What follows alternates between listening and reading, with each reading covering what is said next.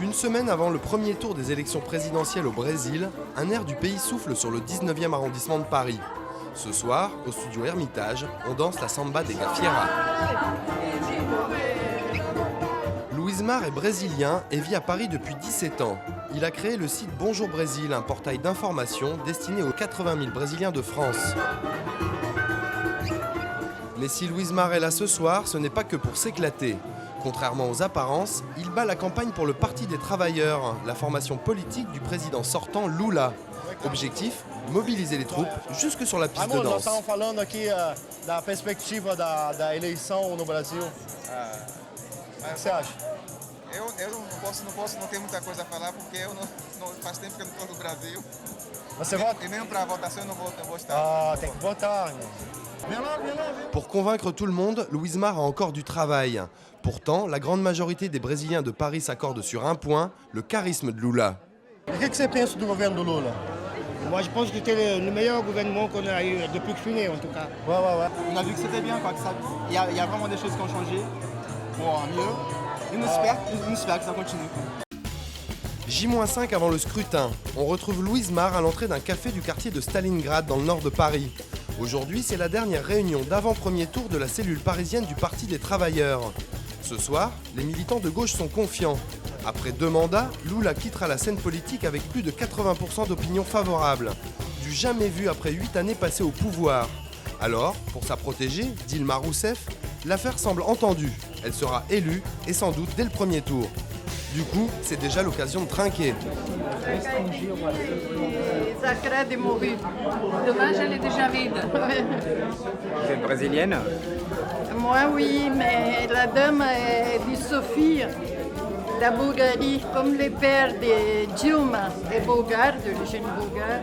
Elle est venue, elle soutient Dilma. Si Lula est adulé au Brésil, c'est que sa politique a métamorphosé le pays. En tant que brésilienne, citoyenne expatriée, que je suis partie de mon Brésil parce que je ne supportais pas certaines choses au monde dans les questions raciales que j'ai vues là-bas avec fierté. Quelques années après, 4 ans après, les choses ont beaucoup évolué. Pourtant, sur l'aile gauche du parti, on estime que le programme ne va pas assez loin.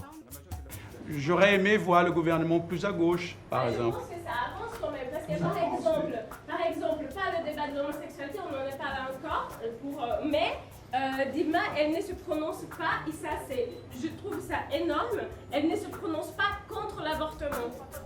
Explication. Au Brésil, pays à la ferveur chrétienne, se positionner en faveur de l'avortement, c'est des voix en moins. Mais malgré ces quelques légères dissensions, c'est rassemblés que les militants vont aborder la dernière ligne droite. Maintenant, il n'y a plus qu'à voter. Oui, il n'y a plus qu'à voter et attendre le résultat. Mais bon, vu les probabilités, je pense qu'on va embarquer au premier tour. Dimanche 3 octobre. Aujourd'hui, c'est le grand jour. Et c'est dans le 8e arrondissement que la communauté brésilienne se retrouve. Bon, merci, en tout cas. Maintenant, il nous reste qui rentrer, hein? On y va? Et devant le consulat général, c'est la foule des grands jours. Exatamente.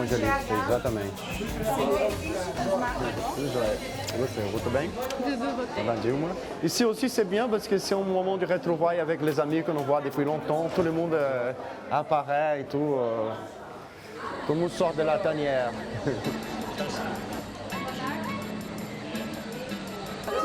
La preuve de vote, le Brésil c'est ça, c'est minuscule mais c'est la preuve qu'on a voté. Au Brésil, le vote est obligatoire, ce qui n'a jamais empêché l'abstention, compte tenu de la faiblesse de l'amende, quelques euros seulement. Carne seca. Et voter n'a jamais empêché de faire du business. Já votei. Oui, maintenant je vais na viande, c'est très bon pour la feijoada. Aujourd'hui, c'est un peu fête nationale, et même la télé brésilienne a fait le déplacement.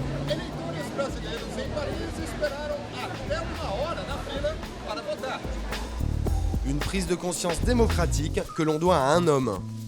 S'il y a beaucoup plus de monde encore cette année par rapport à il y a 4 ans, c'est grâce à Lula encore. C'est tout ce que j'ai à dire. Très content. En tout cas, c'est une fête de la démocratie brésilienne. Ça fait plaisir. Le monde voit tellement de Brésiliens ensemble pour voter, qu'on discute entre nous, qu'on parle entre nous, d'une Voilà, je crois que c'est la fête de la consolidation de la démocratie brésilienne. Moi, Retour dans le 19e, le lendemain du scrutin. C'est l'heure des comptes.